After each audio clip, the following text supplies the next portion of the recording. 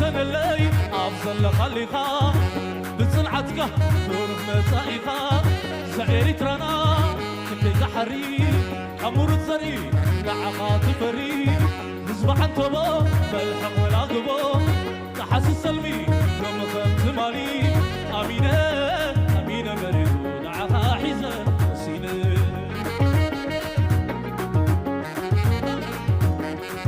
أمينة أمينة مريض دعها حزن سينة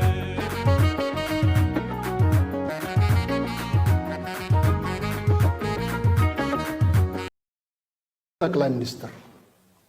ለአቶ ሽመልስ አብዲሳ ለ ኦሮሚያ አራድ ላይ ለህዝቡ ማሳወቅ ተገቢ ነው። ማንኛውም ኢትዮጵያዊ ነኝ ብሎ የሚያስብ ሰው በጣም ነው የሚመቸኝ ስላችሁ እኔ ፖለቲካው አይመቸኝም። I just think that አንድ ሰው እንዴት ነው እግዚአብሔርም አልገደለውም። በቃ ልዕሊ ሲያዝ ፎቶን ተራሎ ዛ ኤርትራ አምጹልና ፎቶ ያፈርቷለሁ ዝናጫይ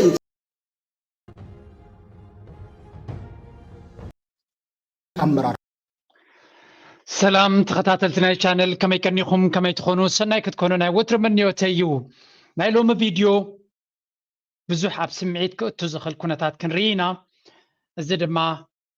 مچم تزبي اب قرن افريكا زلو بسلامن بفقرن برقاتن بقسانتن كنبر ابتعت متزل عمد ما بزبلصي ناي سلامن قسانتن عمد كتكوننا نتمننا اندينا نرزلنا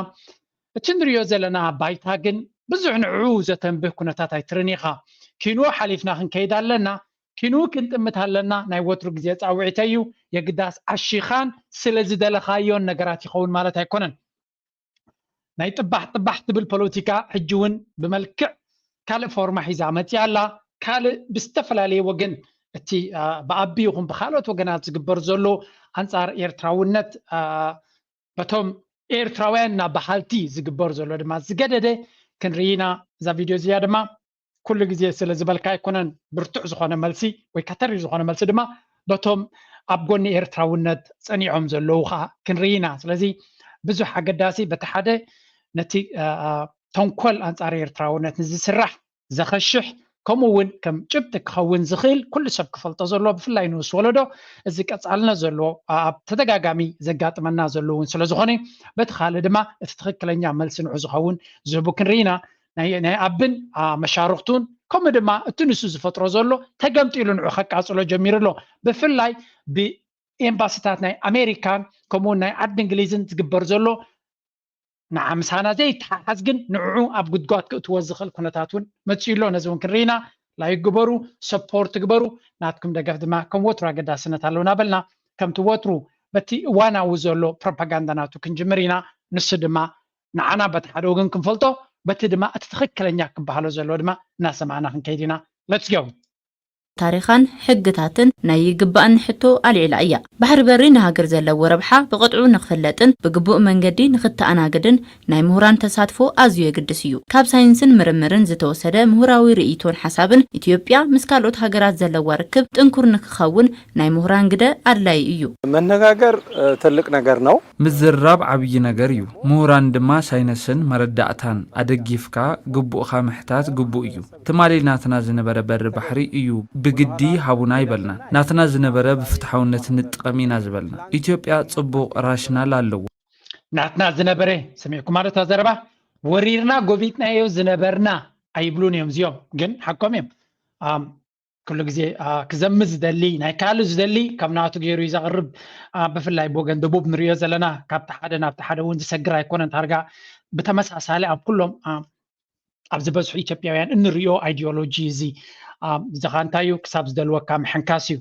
تمالي تغارينا بحال تغارو ويكاتوم إليت ناي تغراين تايبلو نيرون بحرنا بحرق ما يندلينينا زي مقشاش نيرو قدميو نتبحري لعل كالوتونز دلي وسوميم ناتنا زنبرناتكم هاي نبرن تبحري نا ايرتراويان نيرو حجون نا ايرتراويان يزلو منال بعد بحايلي نستوسنا غزي غوبيتكم حسكم منيركم ناي تخلو ستقومكم لدما انا هوب حدا معالتي أبيت فردنا عالم نسخاتكم ما يكون فتحاوي أتغا ما فتحاتو فتحاوي ملسز دل زلو حزب إيرتراي حزب إيرترا نايتخلو بتروحوا ستقامكم له زي نبرتكم أمها تدقيمكم لي يغني لنا زي كونسي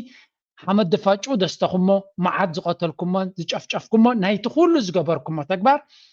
ناتو حزب إيرترا بتحققوا من قدك حتى كم خانوا تفلت لكم تي تخكلني أتقاقما فتحوا أتقاقما دما من ريج أهم سلازخواني يخم نجيب تخيتكم قديدو كي دزبالكم يلن سلازي نيرترا قريفكم نيرترا خطف بقطة باخت لمس سلاز دلهم ينبر دنجيزكم ويكا من ريج أسلسانكم ما يكونن سلازي بفتحوا من قدك تقوم تزبالت فتحي حزب إيرترا هيبكم نيريو أيضا لهمون نبجبت بويا واتسعنا نسي مخصبنا لكم نجيهم كيتكم ስለዚህ ምስ ጅቡቲ ከይትኩም በፍትሓዊ ዲኹም ብቤት ፍርዲ ዲኹም ብካልእ መንገዲ ከተዛረቡ ዝኸልከለኩም ኣካል የለን ናብ ኤርትራ ተወጣውጥዎ ግን ወላ ሓንቲ ፋይዳ ከምፃልኩም ኣይኮነን ማዕረቱ ሕማቕ ትሓስብዎ ድማ ሕማቕ ናባኹም እዩ ዝግምጠል ዘሎ ኢለ እየ ዝኣምን ብመንፅር ፖለቲካ ኢኮኖምን ሕግን ብመረዳእታ ብምድጋፍ ምሁራን ህዝቢ ንምፍላጥ ምፅዓር ኣድላይ እዩ ለህዝቡ ማሳወቅ ተገቢ ነው ማንኛውም ኢትዮጵያዊ ነኝ ብሎ የሚያስብ ሰው የኔ ነው ብሎ ይመለከተዋል ብዬ አስባለሁ ዝኾነ ይኹን ኢትዮጵያውን ናተ እዩ ዝሓስብ ሰብ ይምልከቶ ኢለ ዝሓስብ ፖለቲካዊ ኣረኣያና ምንም ይኹን ምንም እዚ ናይ ሃገር ጉዳይ እዩ ብኸምዚ ክንርድኦ ይግባእ ናይ ዩኒቨርሲቲ ምሁራትና ነቲ ሕብረተሰብ ብኸምዚ ከምህርወሎም እቲ ህዝቢ እውን ረብሑ ይርድኦ እዩ ኢለ ዝሓስብ ህዝቡ ደግሞ የበለጠ አንደርስታንድ ያደርጋል ብዬ አስባለሁ በዛ ሰዓት ኣፍደገ ባሕሪ ንኢትዮጵያ ዝህልዎ ቁጠባዊ ረብሓን ኣበርክቶም ምፍላጥ ካብ ውሽጢ ሃገር ዘለውን ወፃኢ ዘለውን ምሁራን ተፅቢት ይግበር ኣብዚ ሕዚ እዋን ኣብ መረመር ተዋፊረን ዝሰርሓ ትካላት ትምህርትን ምሁራንን ተቀራሪቦም ምስራሕ ኣለዎም እውን ተባሂሉ ዩኒቨርሲቲዎች እርስ በርስ ግንኙነት በመፍጠር ዩኒቨርሲታትን እንባዕለን ብምቅራብ ኣብ ኢትዮጵያ ዘሎ ናይ መንግስቲ ኢኒሽን ኮንሰርት እውን ኣሎ ኣብቲ ኮንሰርት ከምዚ ዓይነት ዓብይ ዝኾነ ሃገራዊ ጉዳይ እንታይ እዮም ዝብሉ ዛዕባታት ኢሉ እውን ኣብ ወፃእን ውሽጥን ዓዲ ምስ ዘለዉ ምሁራን ብኸመይ ንሰርሕ ዝብል ዛዕባ እናልዓልና ሓበራዊ ሰንሰለት ሰሪሕና ምስራሕ ንኽእለሉ እዩ በውጭም ካለው ምሁራኖች ጋር የጋራ ሰንሰለት ሰርቶ መስራት እንደሚቻል ኢትዮጵያ ካብቲ ባሕሪ ዝሓሸ ረብሓ ትረኽበሉ መንገዲ ንምፍጣርን ትኹረት ንምርካብን ብፍላይ ድማ ካብ ኢትዮጵያ ወፃኢ ዘለዉ ዓበይቲ ትካላትን ምሁራንን ዘለዎም ፖለቲካዊ ኣፈላላይ ንጎኒ ብምግዳፍ ኣብ ሓበራዊ ረብሓ ምዝታይ ከም ዝግባእ እውን ተላዒሉ እዩ የኛ መተባበር የኛ መተጋገዝ ምንለያይበት ነገር ሊኖር ይችላል ኣፈላላይ ክህልወና ይኽእል እዩ ግን ድማ ኣብ ጉዳይ ሃገር ምንም ዓይነት ኣፈላላይ ክህልወና ይብልን ክህልው እውን ኣይግባእን ኣብዚ ሕዚ እዋን ናይ ውሽጢ ጉዳይና ብግዜ ክፍታሕ ይኽእል እዩ ናብ ጉዳይ ሃገር እንትንመፅእ ግን ኩላ ኤግዛክትሊ at the end of the day ምሳና ዘተሓዝ ኩነታት የብሉን እዚ እቲ ዕላማ እንታይ እዩ ከመይ ጌርካ ነቲ ህዝቢ ብኣጀንዳ ናይ ደገ ብዘየለን ብዘይናቱን የእሚንካ ኣካዳሚ ወይ ካ ዩኒቨርሲታት ኩላተን ሓቢረን ክሰርሓለወን ተገብራ ፕሮፓጋንዳ ንኽመራ ነቲ ህዝቢ زي نبرون شارتر ناي عالم حقي إيرترا بعالم تقبلنا زلوا دوباتا دما بعالم كبر زلوا ولا ونزلوا ناصنا زلوا هاجريا نعود حيسوم نكخدو نهزبنا مهروم يزبلهم زلوا سلازي تكونتات منالبات حجت رايدي كونس اتصقام زلون نخردعنا الى نولدوتات نكم زقصل غيركم اسغاغروت تصقام يزبلهم زلوا زي ديناتكم بحر مدلاي زيناتكم ربحاتات مطمات ابتناتهم عدي ማይ ንግብጽ ክቡ ዘይደሊ ዘለዉ እዮም ኣብ ናይ ካል ሃገር ከይዶም ግን ልውላው መሬት ሒሶም ኣብተ ገባሕር ኮዚ ደሊሎ ኩሉ ትዝብሎ ዘለዉ ድማ ናብ ኤርትራ ዘቕንዐ ኩሉ ግዜ ምስ ካልኦት ጎረባብቲ ብላብላ ክብሉ ከለዉ ንማንም ከሽክዕዎ ኣይክእሉን እዮም ቢካዝ we already know እቲ ኩነታት ናቶም ከመይ ገይሩ ናበይ ክኸይድ ከም ዝለ ዘሎ እንታይ ከም ዝኾነት ዕላማ ንማንም ኤርትራዊ ዝጠፋ ኣይኮነን እቲ ቀንዲ ፀገም ናቶም ግን እቲ ዝገብርዎ እከይ ተገምጢሉ ናብኦም ስለ ዝምለስ ዘሎ እዩ ሓደ ካብዚ ኣብዚ ዋን እዚ ንሓትሕዶም ዘባልዖም ዘሎ ነጥብ ክንርኢና ነዚ ድማ ካብዚ ንክወፁ ስለ ዝደልዩ ዘለዉ እዮም ናባና ከምፅዎ ዝደልዩ ዘለዉ ሌሎች ደግሞ አንድ ቀበሌም ስንዝር መሬት የሌላቸው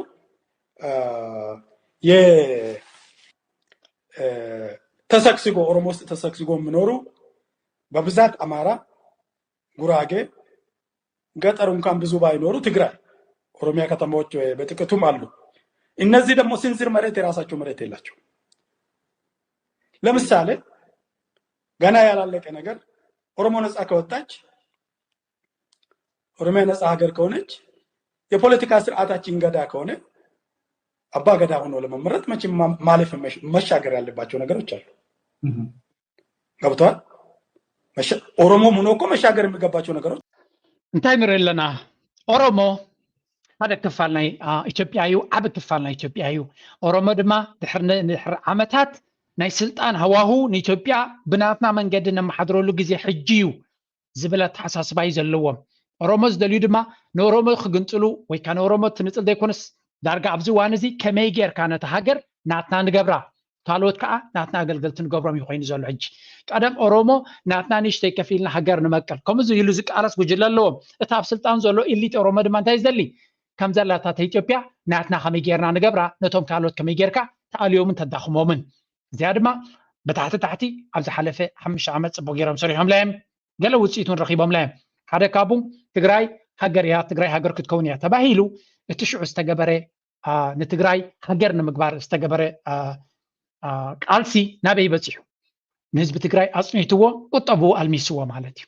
ሶ ሓደ ካብቲ ነቲ ናይ ኦሮሞ ኢሊት ኣብ ዓወት እዩ እዚ ስለምንታይ ሓደ ስጋት ኒውትራላይዝድ ኮይኑሎም ኣሎ ወይ ከዓ ሓደ ስጋት ተኣሊሎም ኣሎ ናይ ትግራይ ስጋት ንኣዲስ ኣበባ መፅኡ ክገብሮ ዝኽእል ፅልዋ ተኣሊሎም ኣሎ ግን ስቲል ኣብ ራዳር ናቶም ግን ኣሎ ከመይ ጌርካ ካልኣይ ግዜ ከምዘይ ትንስእ ድማ ትገብሮ ኔክስት ፎካል ናቶም ብሓፈሻ እቲ ነቲ ሰሜን እውን ኣተኩሮ ገይሮም እዮም ዝተሰርሑሉ ነይሮም ነቲ ናይ ትግራይ ከይተወድኦ ከሎ ጌና ከይተረጋጉ ከሎ ናብ ኣምሓራ ከይዶም ድማ ነቲ ካልኣይን ኣገዳስን ስጋት ናቶም ብቋንቋ ናይ ውግእ ኒውትራላይዝ ወይ ከዓ ንዑ ድማ ንምድሃኽ ምጥፋእ ካላ ርእሲ ግን ምድሃኽ ይተቐንዲ ዕላማ ሕጂ ብዝዋን እዚ ኣብ ኣምሓራ እንታይ ተፈጢሩ ኣሎ እቲ ናይ ኣምሓራ ዝበሃል ክልል ዝበሃል የለን ኣብ ኣምሓራ ዝተፈላለዩ ዓሌታት ኢሎም ኩናት ሓትሕድ ኣብ ውሽጢ ኣምሓራ ኩናት ሓትሕድ ኣብ ውሽጢ ትግራይ እዚ ድማ እቲ ኔክስት ሌቨል እዩ እዚ ሃገር እዚኣ ናበይ ገፃ እያ ክትከይድ ኣብዛ ዘረባ እዚኣ እንታይ ዝብል ጉራጌ ዝበሃል ህዝቢ የለን ካብ ኦሮሞ መሬት ሰሪቁ ዝነብር ወይ ከዓ ወሲዱ ዝነብር እዩ ኣምሓራ ዝበሃል መሬት የብሉን ናይ ኦሮሞ መሬት ሒዙ ዝነብር ትግራይ ዝበሃል እውን መሬት የብሉን ኣብዚ መፅኡ መሬት ናይ ካልኦት ሒዙ ዝነብር እዩ ዝብል ዘሎ ስለዚ እቲ ናቶም ኣፈላላይ ናይ ኤትኒሲቲ ነቲ ሃገር ምናልባት ክንደይ ዓመታት ክትቅፅል ትኽእል ካሊእ ኣብ ነዚ ጉዳይ እዚ ይፈትሖ የለን ክንምንታይ ብኣፉ ፕሮፓጋንዳ ይገብር ኣሎ ነቲ ጉዳይ ናይ ቀቢላ ናይቲ ዓሌታውነት ናይቲ ኤትኒክ ናይ ኢትዮጵያ ክፈትሖ ይደልን እዩ ዘሎ ብዝዋን እዚ እንታይ ክገብር ዘሎ ኣቢ ከመይ ጌርካ ነዚ ሓላሊኽካ ኣብታ መንበር ንዝነውሐ ግዜ ትቕፅል ኣብዚ እዋን እዚ ግን ነቲ ምሕላቕ ዝቐለለት ናቱ ኣብቲ ናይ ኦሮሞ ኤሊት ተፀጊዕካ ምኻድ እዩ ምክንያቱ እቶም ኦሮሞ ዕድል ስለ ዘሎም ኣብ ኣዲስ ኣበባ ዝገብርዎ ዘሎ ምንቅስቃሳት ኣብ ክልል ኦሮሞ ዝገብርዎ ዘሎ ወታደራዊ ይኹን ፀጥታዊ ካልእ ዓይነት ምንቅስቃሳት ምናልባት እቲ ስልጣን ናብ ኣምሓራ ፈፂሞም ከምዘይምለሱኻ ምግባር ንትግራይ ኦልሬዲ ጂኦግራፊካሊ ትግራይ ካብ ኣዲስ ኣበባ ኣዝዮም ዝረሓቑ ስለ ዝኾኑ ንትግራይ ዝኾነ ይኹን ምንቅስቃስ ናይ ኤርትራ ከይህሉ ከም መከላኸሊ ድፋዕ ይጥቀመላ ዘሎ ብዝዋን እዚ ንትግራይ ኣይክሕግዞም ኣብ ትግራይ ብዙሕ ጥሜት ኣሎ ብዝዋን እዚ እኽሊ ስለተሳነ ወይ ከዓ እኽሊ ስለዘየለ ድዩ ነው ክጠምዩ ሲስተማቲካሊ ስለተደልየ እዩ እቲ ዘሕዝን ክፋል ግን እቲ ኤሊት ናይ ትግራይ መብዛሕትኡ ግዜ ሕርቃኑ ኣብ ኤርትራ እዩ ዘሎ ውግእ ምስ ኤርትራ ወይ ከዓ እቲ ናይ ሰሜን ውግእ ካብ ዘብቅዕ ዓመታት ገይሩ ኣሎ ዓመት ሓሊፉ ኣሎ እቲ ኩሉ ደርቂ ዝቐትሎም ዘሎ መን እዩ ዝቐትሎም ዘሎ እንተይልካ ኣብን ናቱ ፌደራል ሲስተምን እዩ እኽሊ ካብ ዩኤስኤ ድመፅእ ዘሎ ንሰሜን ክወስድዎ ስለዘይደሊ ዘለዎ ወይ እውን ምስ ከደ ድማ ኣብኒው ከምቲ ጌታቸው ረዳ ዝበሎ ብብልሽውና ናብ ካልእ ኢድ ስለ ዝኸይድ ዘሎ ስለዚ እቲ ኩነታት ኣብ ትግራይ ዘጋጥም ዘሎ ኣብዚ እዋን እዚ ንዓመት ዝቐፀለ ጥሜትን ደርቅን ቅድሚ ሕጂ ዘይነበረ ሕጂ ብፍሉይ ተራእዩ ዘይፍለጥ ኣብ ታሪክ ዝበሃል ዘሎ ኣብ ትዊተር ኣብ ዝኸድካዮ እዩ ዝመፀካ እዚ መን እዩ ዝገብሮ ዘሎ ስርዓት ናይ ኣቢ ዝገብሮ ዘሎ ነዚ ኣንፃሩ ግን ብርቱዕ ድምፂ ትሰምዕን ኢኻ ትፅልእ ናቶም ኣንፃር ኤርትራ እዩ ትውግእ ካብ መጀመርያን ካብ መሰረቱን ኣንፃር ፈደራል ተጀሚሩ ኤርትራ ስለ ዝተፀውዐት ጥራይ ናብ ትውግኣት እያ እዚ እቲ ናይ ኢንተርናሽናል ኮንሰንሰስ ንኤርትራ ግን ብፍሉይ ናፀላካ ኣብ ዶቡ ኮፍ ኢሉ ንዘሎ ሰራዊት 10 ግዜ ምቕስቃስ ኣክንዲ ነቲ ዘጥፍኣካ ዘሎ ናይ ጥዕና ኣይኮነን ከም መቐፀልታ ናቱ ካበይ ስለ ዝመፀ ከም ዝብል ዘለኹ ናው ለስን ኣብዚ ለንቀነ ገይሮማ ዘሎ ናይ ብሓቂ ዘሕዝን ኩነታት እዩ ግን ድሓና ባኸይ ከና ድማ እቲ ነቲ ኦሮሞ ዝብልዎ ዘለውካ መልሲ ክድረኒ ሸይመ እዚያ ክንሰማ ኦሮሞ ሆኖ ሁሉ አባገዳ ይሆናል እንዴ? አይሆንም። እነዚህም ማለፍና መሻገር የሚገባቸው ነገሮችን ሊገደዱ ይችላል። ኦሮሞ ልክ ይኖረዋል። አማራ እኔም ማቆ ከኢትዮጵያ ሰሜን ጠቅላይ ሚኒስትር ለአቶ ሽመልስ አብዲሳ ለኦሮሚያ ክልል አመራር በሙሉ እግዚአብሔር በአደባባይ ያሰቅላችኋል ካልተመለሳችሁና ይህ ደም መፍሰሱ ካልቆመ መልእክቴን አስተላልፋለሁ። ይህ ደም የአማራ ህዝብ በኢትዮጵያ ምድር ደም ማፍሰስ ሴራ ካልቆመ በእውነት ነው ምላችሁ በአደባባይ የኦሮሚያ ብልጽግና አመራሮች ምረጡልን ተብሎ ሲሰቀሉ እኔ ዛሬ አየሁ። በአደባባይ ሲሰቀሉ ማለት ነው።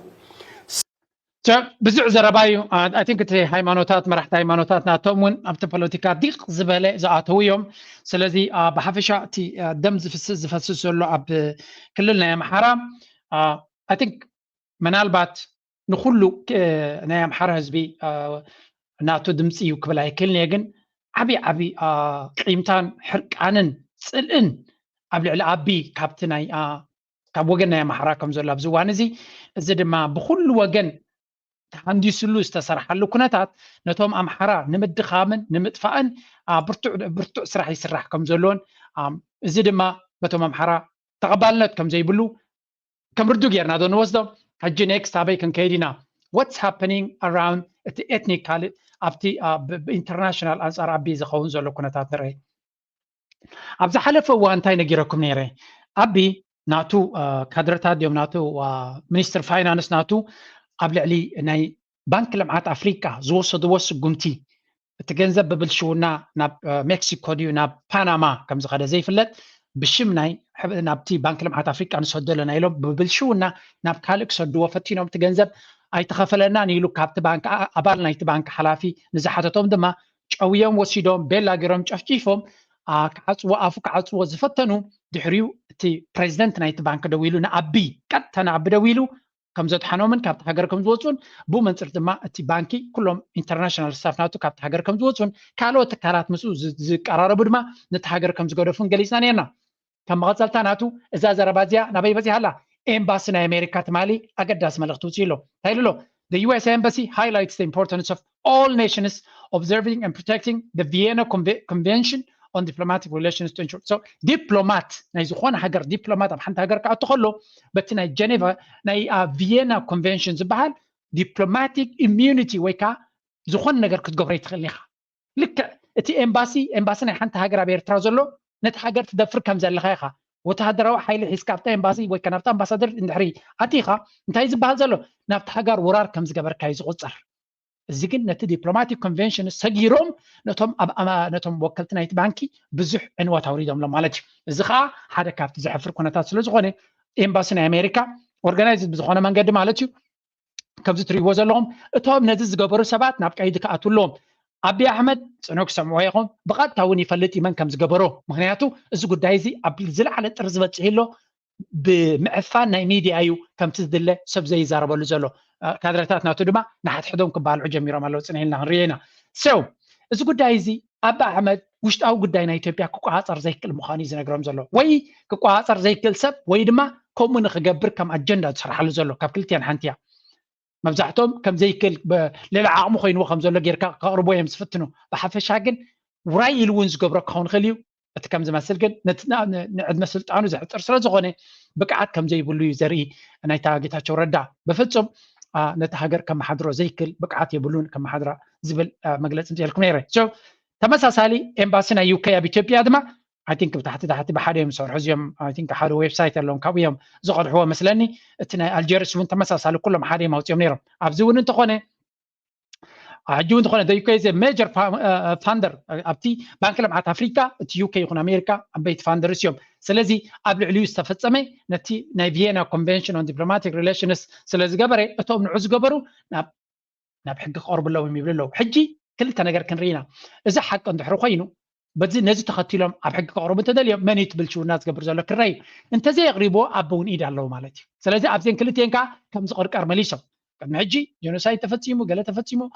እቲ ሂማን ራይትስ ዎች ኣሜሪካ እውን ኣብቲ ናይ ኮንግሬሽናል ሂሪንግ ኩሉ ግዜ ብተደጋጋሚ እቶም ዓበይቲ መራሕቲ ናይ ኣሜሪካ ክቐርቡ ይኽእሉ ድዩ ናይ ኢትዮጵያ ወተሃደራውያን መራሕቲ ኣዘዝቲ ኣብቲ ቅትለት ዝፈፀሙ ናብ ቤት ፍርዲ ክቐርቡ ይኽእሉ ድዮም ተሓትቱ ድዮም ንዝብል ከምዘይከኣሉ ተገሊፁ ነይሩ። ሕጂ ድማ ብካልእ መንገዲ ኣብ ልዕሊ ዲፕሎማት ዝተገበረ ነዚ ኸ ከተቕርቦ ትኽእል ድያ ናብ ቤት ፍርዲ ተሓታትነት ንመን ይክኸውን? ካናዳ ብተመሳሳሊ ነቲ ጉዳይ ኩላተን የሽከርክሮ ኣለዋ እዚ ኩነታት እዚ ከዓ ኣገን ከምቲ ወትሩ ዝብለኩም ንኢትዮጵያ ወይ ንኣቢ ብፍሉይ ወተሃደራዊ ፀቕጢ ወይ ገዳይ የድልዮምን እዩ። بخمسي أنت دي سمعوهم نتحجزناتهم يمتطو زبلو إثيوبيا دما أب حجز التمركز هي وزلو هاجر سلزغونت حجزناتهم تطو تبيلهم بعلهم كعنو زخولهم كمنا يرترا فولوي ناي security council ويكا bilateral sanctions وإجراز اللي هيكونت إثيوبيا بغت تابع حجزناتهم من مصواتاناتهم تنبريا سلازي إذا قداي زيا تطماطيما كابا كوتس اندي زلزلو كابت كل صقمات كوتس اندي زلزلو نا بيزنس نا بانفستمنت انتم دغزلو دياسبورا نعمص يبلو مالو بتمساسالي ناي قطبات صقطناتو ترز بصحيلو ابزلو اجين كابزيا قداي زيا كوتس ايكلني ابز حلفه نغيركم نيرت كونتات كساب كندي بلشونا كم تجبر نز قداي زدما ات بانك لمحات افريكا بفصم شلل لك حلفو كم زي دلي انزي كونتات زدما كساب موداتا مبرهي كم زليلو أتي منجس إثيوبيا دما قلوصنات بزي بلو منجدي خيس لزلو كسغري فتنالو سو إذا كنتات نهلو إتي كنتات كسجر أبزي تخاللو زلو أبزون حجون أبزي كربا دما كتبنا إثيوبيا another big hit negative زينا قاتي مولو انتايتو زينا قاتي موزلو حجغل أتي هيتش زبا فيتش زبهالالو كمزي أنا حانت كتبا هاجر ريو ممزنزد حجون انتخوني إثيوبيا كتباناتا مبراب أي جزيه نتحت جز أوريد الله قطبنا إثيوبيا كاب زخون يخون كلك أحكام زي كل بزعبو تحتاتنت كم زي بلوم ويكا حبريتا كبو خم زي كولي لو مامالو سلازي تقطبا درجاناتو ناي مودا تعدل ابن تاغير له بتوريزم غيرو بجخم حجز النسبيز بلوم زلو ناي مودا تعدل سا تو مزب متيوم قال غنزب تهيبهم من 5 تري ودا لهم اذا فيتش بال حجون إثيوبيا مبراب اي غزي داون جريد غيروا زخا نت 33 مليون كتكفلوز قبا كتكفل سلازي كالت جريس بيريد ويدما ناي محرد غزي توهيبوا أبون كتكفل سلازي كالت ناي مودة درجات تحتي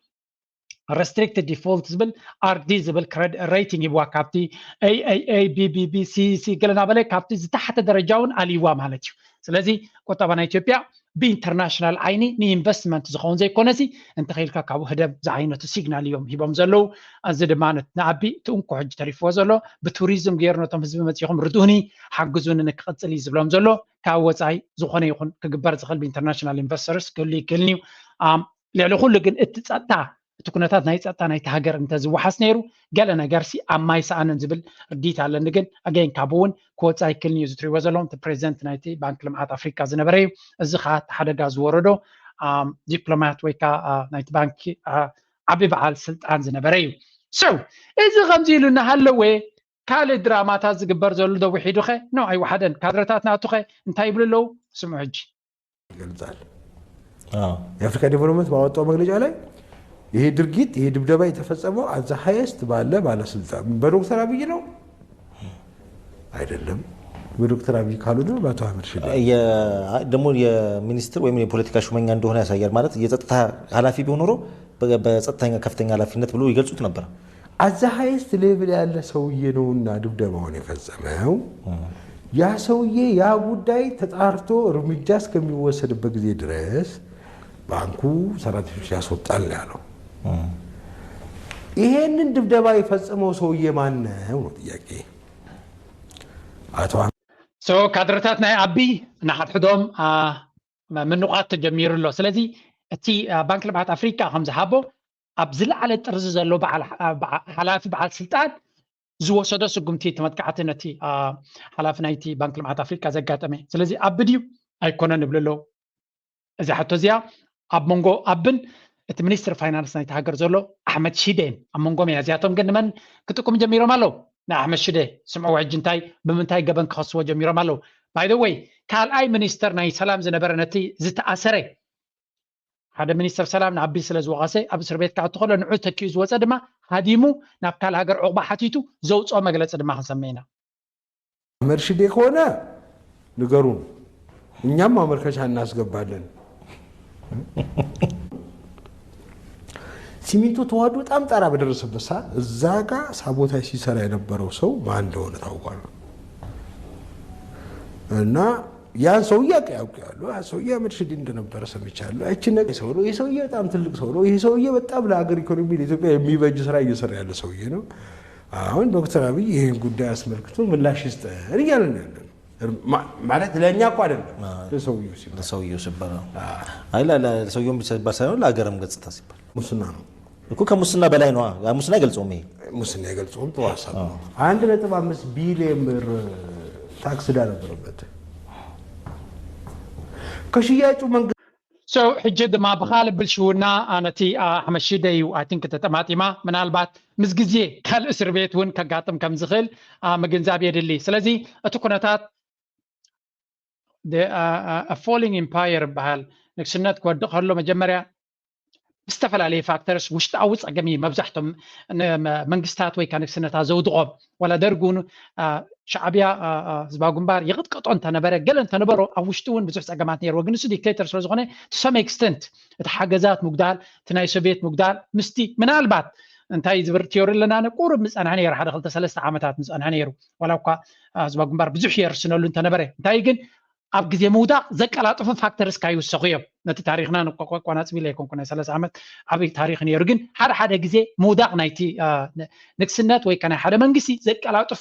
ነጥብታት እናበዝሑ እዮም ዝኸዱ ኣብ ኢትዮጵያ ውግእ ብደገ ዝመፅእ ግንባር የለን ኣብ ዝዋን እዚ ውሽጣዊ ውግእ ግን ብኩሉ መዳይ ልክዕ ከምዚ ብሓዊ ትልብለብ ዘላ ኣግዶ እዩ ኮይኑ ዘሎ ኣብ መወዳእታ ምውዳቓ ይተርፍን እዩ እዚ ትሪእዎ ዘለኹም ሕጂ ነቲ ሚኒስተር ሰላም ዝተኣሰረ ዝትክእ ዝነበረ እዩ ብስራሕ ንሩዋንዳ ምስ ከደ ገዲፍዎም ንኣሜሪካ ኢዱ ሂቡ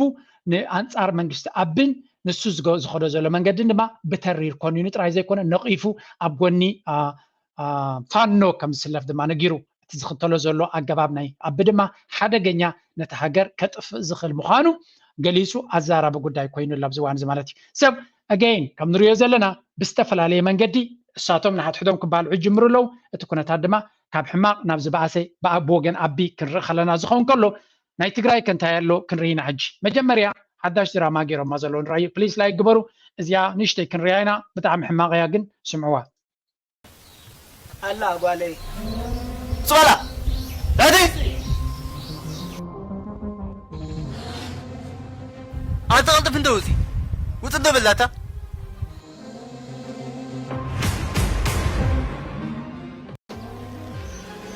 ኣቶሲ ትሪእዎ ኣለኹም ኣብዚ ርእሱ ነዚ እዚኣቶም እቶም ኤርትራ ሰራዊት ናይ ኤርትራ እዮም ተባሂሎም እቲ ብፈሓም ፀሊሞሞ ዘለዉ ኣብቲ ግንባሩ ድማ እቲ ጥባሕ ጥባሕ ማለቶም እዩ ነዚኣ ሓንቲ ሰብ እያ ሰዲዳትለይ እንታይ ኢላ ነገራትን ኦልሬዲ እቲ ጥባሕ ጥባሕሲ ክሳብ ክንደይ ከማን ከም ዘይርድኦም ንመን ይነቕፍኾም ዘለዉ ጥባሕ ጥባሕ ናይ እስላም ሽሞም መሓመድ እዮም ዝብልዎ ንሓደ ነቲ ሓደ ድማ ወዲ ዓንሰባ እዮም ዝብልዎ ሓደ ኣብ ዓንሰባ እንታይ ምዃኑ ኣይፈልጡን እዮም ብዙሕ ትግርኛ ከም ዘሎ ኣብ ዓንሰባ ይፈልጡን እዮም እቲ ንዑቲ ፊልም ክሰርሑ ከለዉ እቲ ጥባሕ ጥባሕ ድማ ኣብኡ ይኮነን እዚ ንካልእ ብሄራት ምናልባት ክኸውን ይኽእል እቲ ጥባሕ ጥባሕ ንሳቶም ክውክልዎ ዝፍትኑ ዘለዉ ኣብ ምዕጉርቲ ዝኸውን ነይሩ ስለዚ ሳምሃው completely ti ኩነታት ኩሉ ነገራቶም ረይዎም ናይ ብሓቂ ዝሕዝን ኩነታት ኢና ክንርኢ ስምዕዎ ግን ንሽተይ ክሕልፍልፍ ከብሎ ይነዋሕያ ድራማ እዮም ሰሪሖም ዓመፅ ዝተፈፀመ ገለና በልዮም ፊልም ሰሪሖም ዘለዉ መጀመሪዮም ድማ ኣይኮነን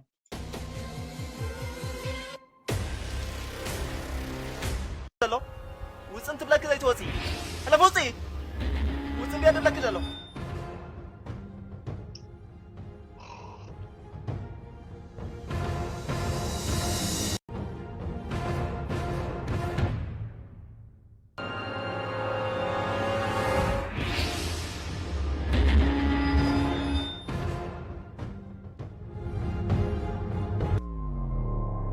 أتغافت شو؟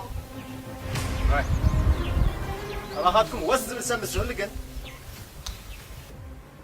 ودي محمد قالت لهم بدهم بحلوني دحان سقم له جوا سقم دبالنا قريب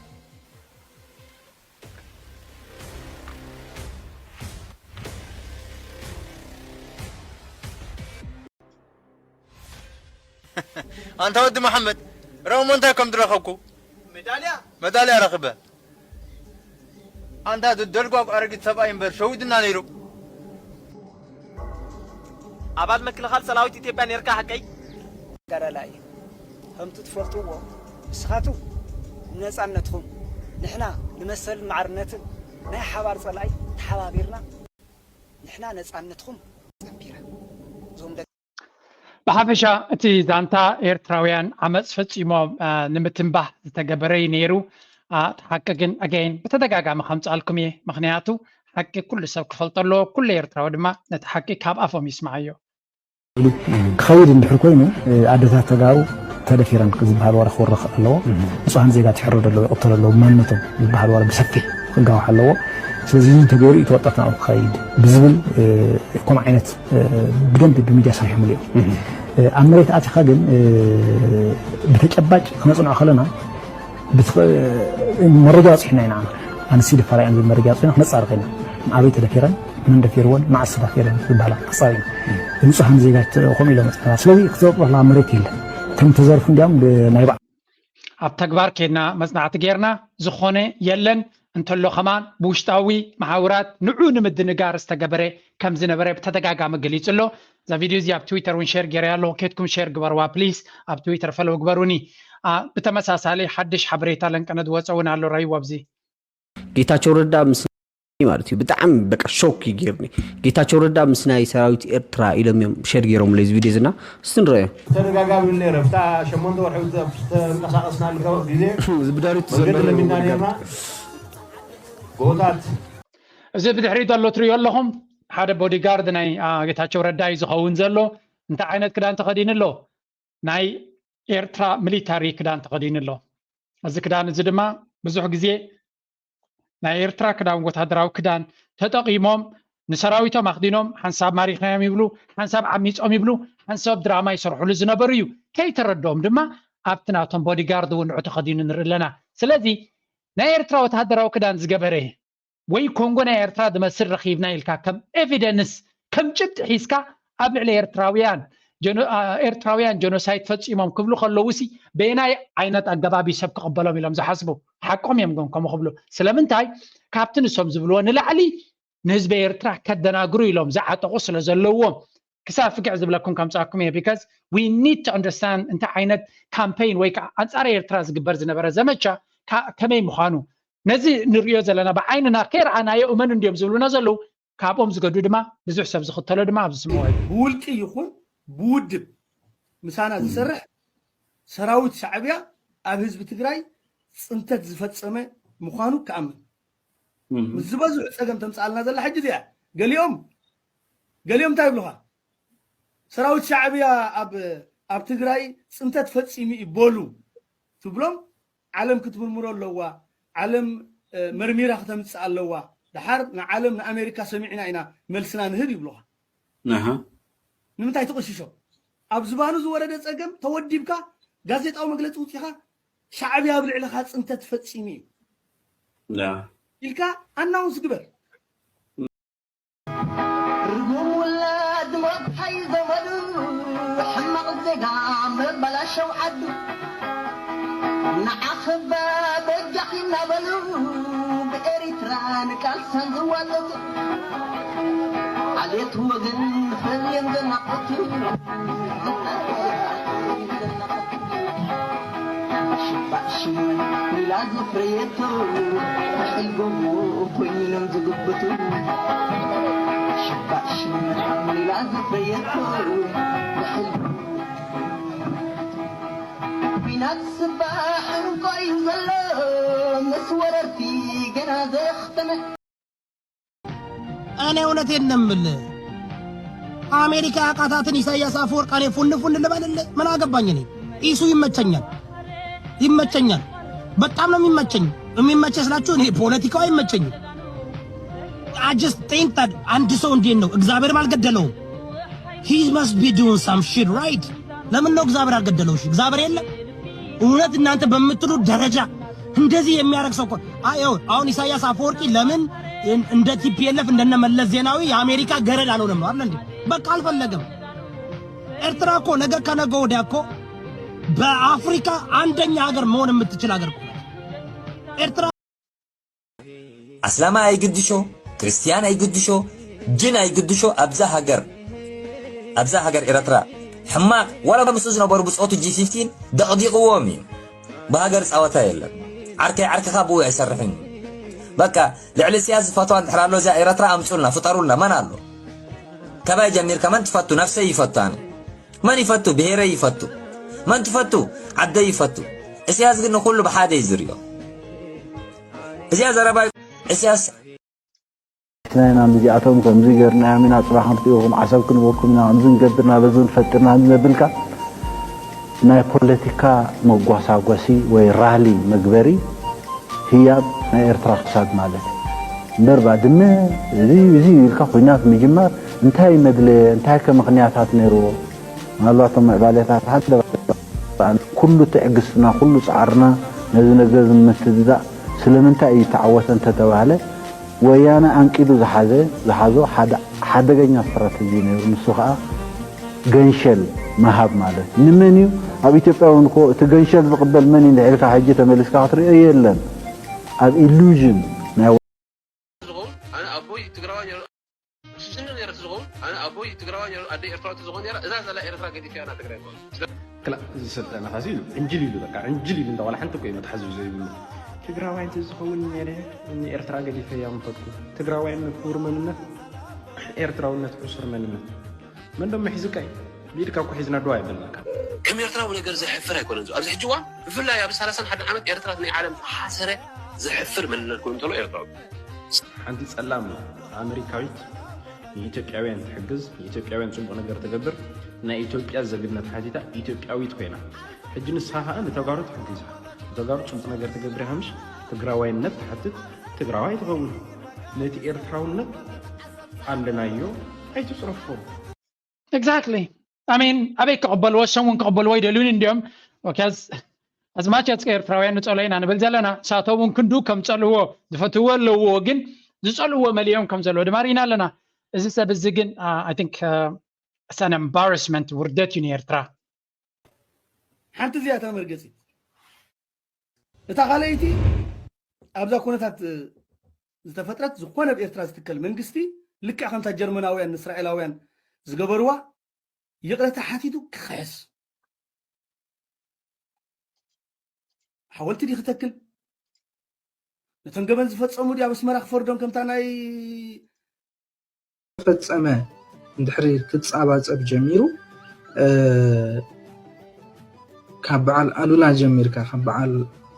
አፄ ዮሐንስ ጀሚርካ ኣብ ኤርትራ ዝተፈጸሙ ገባናትን ይቕረት ካልእ ኢትራስ ካሕሳ ገለ ሞግደፍ ይቕረታውን እኳ ይተሓተተሉ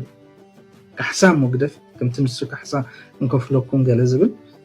ንመን ወኪል ካሕሳ ከፍል ዝደሊ ርግፀኛ ይኮንኩን ግን ካሕሳ ግደፍ ይቕረታ ሪኮግናይዙ ናይ ተገብረ ዝኽሉ ከም ህበይ ጎቦታት ሰፊሩ ዘሎ ህዝቢ ኤርትራ ብሰንኪ ናይ መሳፍንቲ ናይ ትግራይ ካብ ትግራይ ዝወፈሩ መሳፍንቲ ዓድታት ልሙዕ መሬቱ ገዲፉ ዓድታት ከንፀሉ ዝግብኦ ገዲፉ ኣብ ጎቦታት ከም ወዓግን ከም ወዓግ ወፋ ገረብ ይሰፍር يكون زو ابز حجوا بفلا يا بس 31 عام ኤርትራ ናይ ዓለም ሓሰረ ዝሕፍ ንሰራዊት ሂትለር ዝተፈረዱሉ ማእከል ዲ ክፈጥር ገንዘብ ዲ ክሕስ ከምዚ ብውሽጢ ሃገር ለውጢ ክመፅእ እዩ ገለመለ ኢልኩም ከይትፅበዩ ዋላ እንተመፀ ቀዳሞት ፀላእቱ ዝሰሙ እዮም ምስነ ንሕድሕዱ ኣይቀተልን እዩ ኣትፈልጦ ዝመፀ ይምፃእ መንግስቲ ቀዳማይ ፀላእ ህዝቢ ኤርትራ እዚ ትማሊ ምስ ትግራይ ዝወገነ እዩ እዚ ሕጂ ኣንፃር ኤርትራውያን ጠጠው ኢሉ ዘሎ ዝተኣሰሩ ኢትዮጵያን ኳሕሰይ ተኣሰሩ ክቕተሉ ከመን ኣለዎም ዝብሉ ዘለዉ እሶም ኣብ ዝኾነ ይኹን ታርጌት ናይ መንግስቲ እሱራት እዮም ካብዚ ከይዶም ለውጢ ከምፅልካ ኢልካ ከዓ ይትሕሰብ ካብ ደገ ከይዱ ንኤርትራ ኣትዩ ለውጢ ከምፂ ዝኽእል ሰብ የለን ንሱ ካብ ደገ ከይዱ ንኤርትራ ለውጢ ከምፅእ እንድሕር ከይዱ ንሕና ከዓ ካብ ደገ ከይድና ነቲ መንግስቲ ግደፍ ኢና ንብሎ ባዕልና ክንክልክሎም ኢና ጥራይ ናባና ግደፎ ኢና ንብሎ ካብዚኣ እንተኸይድኩም ካብዚኣ ከዓ ክንከይድና ንሕና ምሳኹም እዩ ውግእና መንግስቲ ግድሸና እንተደልዩ ከፍ ይበል ተደልዩ ውረድ ጉዳይና ኣይኮነን ጉዳይና ምሳኹም እዩ ካብዚኣ ኢና ዘለና ካብዚኣ ክትወርዳ ዲኹም ክትዋግኣ ካብዚኣ ከዓ ንወርድ ንሕና ክንክልክለካ ከምዚ ስቂልና ንሪአኩም ከይዶም መንደላይ ክሕልዎም እዩ ዋርሳይ ክሕልዎም እዩ ንዕኡ ከፈል ኢና ንብሎ ንዓና ሃበልና ጥራይ ካብ ፍሪጅ ዝመፁ ኣለዉ ካብ ፍሪጅ ዝመፃና ኣለና ካብ ፍሪጅና ሒዝና ንሕና ኢና ክንዋጋ እቲ ስልቲ ከምኡ እዩ ዘሎ ፅልኢ ምሳና እዩ ዘለኩም እምበር ንመንግስቲ እንታይ ደገርኩም ኢኹም ፅልኢ ምሳና ምስ ህዝቢ እዩ ዘለኩም ንዓና ይኹም ኣብ ኣዳራሽ መፂኹም ክትቀትሉና ትሓስቡን ትምነዩን ንዓና ይኹም ኣሲድ ድፍእሎም ትብሉ ንዓና ይኹም ዝተኻረናይ ኣዳራሻትና ዘቃፅሉ ንዓና ይኹም ኣብ ዝተኻረናይ ኣዳራሽ መፂኹም ደምና ሳታት ተፍረሶ 130 ገይሩ ዋላ ሚክሮን ምሳይ ገይሩ ነታ ኩሉ ሰብ ሸነላ ራስ ኣስመራ ትበሃል ንዓ እንድሕር ደኣ ምድረ በዳ ተቐይርዋ ኣነ ኸወርሓን ሓምየ ዝወቅዕ ንሕና ኣብ ጎኒ ወያነ ከም ዘለና ኣይፈለጠና ኣሎ ማለት እዩ ወያነ ኣብ ኤርትራ ኣትዩ ክሳብ ሰብ ተቆረፀ ንሕና ኣብ ጎኒ ወያነ ከም ዘለና ኣገባብ ቃል ክቕየር ኣለዎ ብኸመይ ንዝብል ኣብቲ ሶም ዝእከብሉ ከይድካ ካብ ምበኣስ ትምህርቱ ንክኾኖም ኣሲድ ኢኻ ትግጭቦ ሕጂ ነብሲ ወከፍ ሰብ ዋላ ሊትሮ ትኹን ወይ ኣሲድ ወይ ድማ ሃበልና ጥራይ ካብ ፍሪጅ ዝመፁ ኣለዉ ካብ ፍሪጅ ዝመፃና ኣለና ካብ ፍሪጅና ሒዝና ንሕና ኢና ክንዋጋ እቲ ስልቲ ከምኡ እዩ ዘሎ ፅልኢ ምሳና እዩ ዘለኩም በር መንግስቲ እንታይ ደገርኩም ኢኹም ፅልኢ ምሳና ምስ ህዝቢ እዩ ዘለኩም ንዓና ይኹም ኣብ ኣዳራሽ መፂኹም ክትቀትሉና ትሓስቡን ትምነዩን ንዓና ይኹም ኣሲድ ድፍእሎም ትብሉ ንዓና ይኹም ዝተኻረናይ ኣዳራሻትና ዘቃፅሉ ንዓና ይኹም ኣብ ዝተኻረናይ ኣዳራሽ መፂኹም ደምና ዘፍስሱ ስለዚ ፅልእና ምሳኹም ይበር ምስ መንግስቲ ይበረን እንታይ ትፈልጥዎ መንግስቲ ኣይትፈልጥዎን ኢኹም ንሕና ኢና ንገጥመኩም ፅልኢ ምስ ህዝቢ እዩ ዘሎ እሶም ህዝቢ ኢኹም ብረት የብልኩም ጠበንጃ የብልኩም ንሕና ከዓ ህዝቢ ኢና ከምኡ ነቲ መንግስቲ ሽዑ ብረት ኣለቃሕና መን እዚኦም ኢኹም ገጥሞም ንብሎ ባዕልና ንኸውን ባዕልና ኣዘዝቲ በጠለኒ ባዕልና ኣዘዝቲ ሓይሉ ኮይና ምታና ኣይትውግኡኹም ክካየድ ኣይትምሓሩን ኢኹም እቕረየልኩም ኣይትምሓሩን ኢኹም ድላይ ካብ ዝገበርካ እውን በቃ ንበዓል ጌታቸው ረዳ ሕጂ ስርሑ ኣብ ልዕሊ ህዝቢ ኤርትራ ትገብርዎ ዘለኹም ኣብ ሲቪል ሰባት ሰራዊት ኤርትራ ክትገጥምዎ ድሪኹም ናትኩም ጉዳይ ኺዱ ግጠሙ ንሰራዊት ኤርትራ ንሰራዊት ኤርትራ ሲ ኪዱ ግጠሙ ወልሓን ፀገም ይብልና ሰራዊት ብሰራዊት ዓለም ለኻዊ ሕጊ ሰሰሪኻ የውፅኣካ ንተራ ሰባት ግን ትገብሮ ዘለኽን ግፍዒ ኣቋርፅዎ ሓደ መዓልቲ መሬት ክትወግሕ እያ ተጋርዋ ክትወግሕ ኤርትራዊ ፅባሕ ዓዱ ተመሊሱ ወናን ዓዱ ዝኾነሉ ግዜ ርሑቕ ኣይኮነን ዘሎ ቀረባ እዩ ዘሎ እቲ ክላብዋ ዝደሊ ከም ሄለን ጳውሎስ ማለት እዩ ከምቲ ዝፍለጥ ኣነ ብጣዕሚ ዓዲ ዝፈቱ ኤርትራዊት እንተደይኮን ነይረ ኸማ ብኤርትራውያን ዝኾኑ ሰባት መቐናእኹ ነይረ ኩሉ ኤርትራዊ ሃገሩ ይፈቱ እዩ ብደየገድስ ኣረኣያና ነንበይ ንክኸውን ንኽእል ሃገርና ስለ ዝፈተና ናይ ሓደ ፀግዒ ሒዝና ማለት ኣይኮና ንቀያሕቲ ቦታትና ኢና ከፍ ኢልና ቀያሕቲ ኣሕዋትና ከዓ ደጊምና ከፍ ኢልና ነዚ ንኸነዕቅብ ኩላትና ይህን ሚህን ዳ ክንበሃል ኣለና ብጎንፂ ብባእሲ ዝኸውን ነገር የለን ኣሕዋተይ በጃኹም ሃገርና ብሕማቕ ኣብ ካልእ ዓዲ ኤርትራን ከምዚ ገይሮም ተባይሶም ገር ክንበሃል ኣይነፍቅድ ኩሉ ሰብ ዝሓቶ ሕቶ ህልዎ እዩ ኣብ ሃገሩ ሕጂ ከም ሄለን ኣነ ብዙሕ ነገር ዝደልዮ ነገር ኣለዎ ኣብ ዓደይ ክኾነለይ ማለት እዩ እሱ ግን ገበር ተኸሲሶም ኣብ ትሕቲ ቀይዲ ዘለዉ ትሕቲ ቀይዲ ኣለዉ ካልኦት ዝውሰኹ ተልዮም ክወሰኹ ኢሉ ካልኦት ዝውሰኹ ተልዮም ክወሰኹ ኢሉ ገና ኣብ ደገ ተሓቢኦም ዝተረፉ ስለ ዘለዉ ንሕና ኣብ ደገ ክኸይድ ዝኽእል ነዊሕ ኢድ የብልናን ግን ብሕጊ ተሓተተይ ኣብ ደገ ከም ዘለዎም ክፍለጥ ይከኣል ኣሎ ዋና ዕላማ ናይዚ ጉዳይ እዚ ኣብ ውሽጢ ኤርትራ ኮራፕሽን ወይ ብልሽውና ዝበሃል ምትፍፋእ ናይ ሰበስልጣን መንግስቲ ይኹን ዘይሰበስልጣን መንግስቲ ናይ ሰበስልጣን መንግስቲ ይኹን ዘይሰበስልጣን መንግስቲ እግሩ ከም ዘይረግፅን ሱር ከም ዘይሰድድን ምግባር ዝተጀመረ ቃልሲ ፅባሕ ድሕር ፅባሕ ወይ ትማሊ ዝውዳእ ኣይኮነን ቀፃሊ እዩ ደምናን ክብረትናን ግዜናን ዝሰዋእናሉ ሃገር ሕጂ ናይ ኣዛብ እኛምኛም ክትፎ ዓይንትና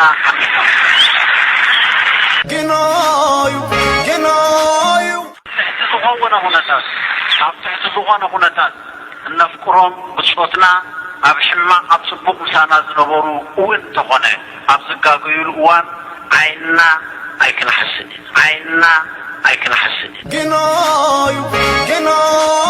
ከም ምፍታው ከም ሓልዮት ተዝኸውን ንሕና ቅድም መሓለና መፍቀርና ነቶም ዝኣበሱ ሕጊ ግን ሕጊ ኣብ ቅድሚ ሕጊ ቐሪቦም ከዓ ግብኦም ክወስዩ እንድሕሪ ሕጂ ከምኡ ዝኣመሰለ ነገር ኣብ ዝርከበሉ እዋን ከዓ እንተደኣ ሃሊና ዝሃገር ከዓ እንተሃልያ ኣብዛ ሃገር እዚ ስርቅን ምትብፋእን ክሰስ እንተኮይኑ እዚ ሃገር ዝዓንዩ ማለት ስለዝኾነ ሃገርና ክንሓኑ ኣዒንትናን ኣእምሮናን ዓሚስና ኮፍ ክንብለን ብዛዕባ ሕግን ፍትሕን ዝጠራጠር እንተደኣ ሃልዩ ከዓ ዓቕሊ ገይሩ ጥራይ ይፀብሕ ሕግን ፍትሕን ከም ዘሎ ብዛ ሃገር እዚኣ ዘይኣምነ ዘይፈልጥ እንተኮይኑ ብግብሪ ክርኢ ብሰዓቱ ከዓ ክርየ ሕጋ እውን የብልና ምስ ሕፅረታት እንተልዩን ሕፅረታት መንግስቲ ብኸመይ ቀሊሱ ከምዛ ቀዲምና ዝበልናዮ ብትምህርቲ ኢና ክንዛረብ ፀኒሕና ኣብ ካልእ መዳይ እውን ወይ ካልእ ሴክተርስ እውን ብኸምኡ ኣገባብ ንህዝቡ ብኸመይ ሳስተይን ከም ዝገብር ይገብሮ ፀገም የብልና ከባቢና ንርኢ ኣለና ኣበይ ተበኪሉ ኣሎ ልመና ረድኤት ዶ ኣቢልናልኩም እንተኢልካስ በጃኹም ኢልካ ብኽያት ዘሕፍር እዩ ንሕና ንሓፍር ኢና ኣብ ከምዚ ዝገብሮ ዘለዎ ክንርኢ ከለና ንሓፍር ኢና ከም ተዋስኦም ይሰርሕሎም ዘለዉ ኣሜሪካ ሎም ረድኤት ዶ ኣቢለ ኣለኹ ምስ ኣጎኒ ጎና ሽዑ ንፅባሒቱ ዩኤን ዘሴም ትእውጅ እንታይ ዓይነት ተዋስኦ ይስራሕ ኣሎ 700,000 ህዝቢ ክሃልቕ ቀሪቡ ኣሎ 26 ሚልዮን ህዝቢ ሃሊቑ ተባሂሉ ብጥሜት ይቕዘፍ ኣለ ተባሂሉ 26 ሚልዮን ህዝቢ ብጥሜት እንድሕሪ ዝቕዘፍ ኮይኑ የለኻ እንዲኻ ስኻ ከም መንግስትን ከም ህዝብን ኣይሰርሕ እንዲኻ ልሙስ ዲኻ መን ክምጥወካ ኣሜሪካ ክትቀልበካ ብናፃ ኸ ኣለ ድዩ ቀለብ ፖለቲካዊ ሕርያ ከለካ ዲ ፖለቲካዊ ሕርያ ኣለካ ዶ ንዝብል ባዕልኻ ሕርያኻ ክትወስድ ዘለካ ከምዚ ንሕና ዝወሰድናይ ሕርያ እዚ ቀደም ተወጊኑሉ መንግስትና ሾርት ጌን ኢዝ ሎንግ ፔን ዝብል ኣብ ፋይናንስ ጥራይ ኣይኮነን ኣብ ኩሉ መዳይ ዝጥቀመሉ መንግስትና ሾርት ጌን ኢዝ ሎንግ ፔን ንልቓሕ መንግስቲ ኤርትራ ወይ ህዝቢ ኤርትራ ከምዚ ፓናዶል ናይ ሳዕቤን ናይ ካልእ ሕማም እንድዩ ርእሲ ሕመካ ፓናዶል ከዓ ንዑ ከም መዐገሲ ጌርካ ኢኻ ትወስዶ ስለዚ ልቓሕ ከም መዐገሲ ግዝያዊ መዐገሲ ንወርሒ ክልተ ወርሒ ሶምን መዐገሲ ጥራይ ክትጥቀመሉ ትኽእል ነዚ እውን ኣይንደልዮ ኢና ድሕሪ ግን ስቓዮ ዓዲ እንግሊዝ ኪት እንዳበልኩም ብሰንኩኹም ናይ 2 ዓመት ተጓዒዘ ሎማዓንቲ ናብ ዓዲ እንግሊዝ መፅአ ማለት እዩ ካብ ኣፍሪቃ ሕጂ እንታይ እዩ እትሰልዲ ኣብ ዓዲ እንግሊዝ ንሰልዲ ኣሎ ኣብ መሬት ሰልዲ ትረክብ ገለ ትብሉ ዝነበርኩም ስኒ ኣበይ ኣሎ ኣነ ሰልዲ ይርኢ ኣለኹ ኣብ መሬት ስኒ ሰልዲ የለን ሕጂ እንታይ እዚ ኩሉ ፕሮሞሽን ንዓዲ እንግሊዝ ትገብሩላ ዝነበርኩም ስኒ እትሰልዲ ኣበይ ኣሎ ኣብ ካልእ ሲቲ ኣብ ናይ ዓዲ እንግሊዝ ሰልዲ እንተሎ ኣብ በዓል ማንቸስተር ሓጎስ ሙሉእ ጥዕና ፍቕሪ ሰላም ትምኒት ኩልና ሰላም ብሓፈሽኡ ከዓ ናብዚ ኣከባቢና ዘሎ ኣሕዛብ ሰላም ዘለዎ ዓመት ክኾነልና ይምናኣና እዚስ ናይ ብሓቂ ሲ ናይ ኩልና ሙንየት ዋላ ናትኩም ሙንየት እዩ ናይ ብሓቂ ናይ ኩላትና ዋላ በጣሕ ምሉእ ሰልዲ ህንኪ እንታይ ኢሎምኺ ብዘይ ሰላም ተካዓብ ሰልካ እንታይ ይገብረልክና ሰልዲ ነቲ በጣሕ ምሉእ ሰልዲ ደሕሸክ ወይሲ ነታ በጣሕ ሰልዲ ኢልክ ሕዝ ከተብል ከለክ ክሳድ ክቆርፁ ዓይነት ትሕሸክ ስለዚ ሓንቲ ቅርሺ ረኺብኪ ሰላም ገት ምንበርሐይ ኣነ ሕጂ ከምዚ ትርክታ ዝሪኦ ዘለኹ ናይ ኩሉ ሰብ ሰላምታ እዩ ሰላም እዩ ዝድለ እዚ ሰላም ክኾነልና ምን ጥራሕ ይኽብል ቴንኪዩ ከም ኣፍካ ግበረልና ራህዋ ሓጎስ ሙሉእ ከምዚ ንሪኦ ፀናሕና እቲ ኩነታት ዝተፈላለየ ኣርሳት በኩም ፀኒሐ ለሊ ኩሉ ግን ኣብ ልዕሊ ኤርትራውነትን ኤርትራውያንን ዝግበር ዘሎ ኩነታት ኣይሆፕ ኣብዛ ዝመፅእ ዘሎ ዓመት መወዳእታ ከኽትም ብኡ ገይሩ ጠጠው ክብል ዓመተ ሰላምን ፍቕርን ቅሳነትን ርግኣትን ዓመተ ብልፅግናን ዕቤትን ንኤርትራ ክኾነ ልዕሊ ማንም ኣነ ከም ተራ ኤርትራዊ ምንዮተ ይገልፅ ዝመፅእ ዘሎ ዓመት ብዙሕ ተስፋታት ዘለዋ ብዙሕ ተስፋ ዘለዋ ሰላምን ዕቤትን ተምፃልና ሓጎስ ሙሉእ ጥዕና ፍቕሪ ሰላም ትምኒት ኩልና سلام كبا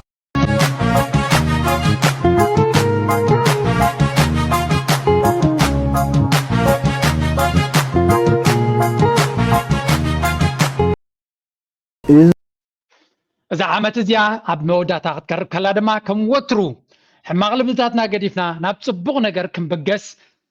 كاب حماقن كاب حماق زربان كاب حماق طرحن كاب حماق والفتاتن وزينا كما يجيرنا مجمريا نفس خاي خاطر كون تخل ما نمسب مجمريا نفسي كون زغل نفس خا بخمي أكلاوت عنا يؤمراوت عنا كما يجير كان نفس خا صبغ غير كاتكنا خنا بيت عناها بفلتتك بقطبها بكل درجة نفسها كما يجير كتحنصا دحريو سدراها نيكست ستيب سدراها كما يجير كتعلي دحريو كبابي خان حبرتسبكا هاجركا اهغوركا نعلمكا تخون نزين اب قمتيتينا نزات متزل عمد بزلا على كوميتمنت بزلا على اتحساسبا بزلا على اكايدا نخن كيد ناتمحصنكو كم وترو نقول سبكتا كم زخيلي زبلكو حبريتا يزلكم متينيري اي هوب انجوي جيركم ما تكونوا تماهيركم لو تكونوا قلقلب سمعتي تيكم خون خلي كم وترجن ناتكم دقف ناتكم حجز اقداسي نابلكو نايلو مارسي ابزغن ودينا نزمت واندما بزباله صار استخمصكم دقفكم ما يتقارصوا نابلكو كسنابتكم تصبغنا تمنحو عالمنا بارتفيشال انتليجنس ببلوكتشين تكنولوجي كمون بروبوتات تحنببلو زلا انت عينت منقدي ويقعزون توصلنا يزوات عنا نزبل حتوك حجز منتال مجمريا اب حنت سراح اب حد عودي سيرتيفيكيت وي سراح يزك نبري مبال صبغ وسانه يكون انتايدا مجمريا نت تكنولوجي زحنببلو زلا حدش سيكتورز ابو ينفست نقبرالنا بمنقد ستوك ماركت كمون نبعل كريبتو كرنسي فليتنا استوعيلنا كنتك أملون كنكلالنا إذا عدل إذا زدقام عدلون أيقونن كالي دما نتي تكنولوجي كي وحد النخلو كن مهارو كن بقاسا لنا انتاي عودة كن فلت لنا إذا تماهيري كن حجزي كونس كن بحدش كن مهار كن بقاسا لنا نعوز حقس بروغرامات دما لنا آتيكم رايوو حقساكم دما يخليو thank you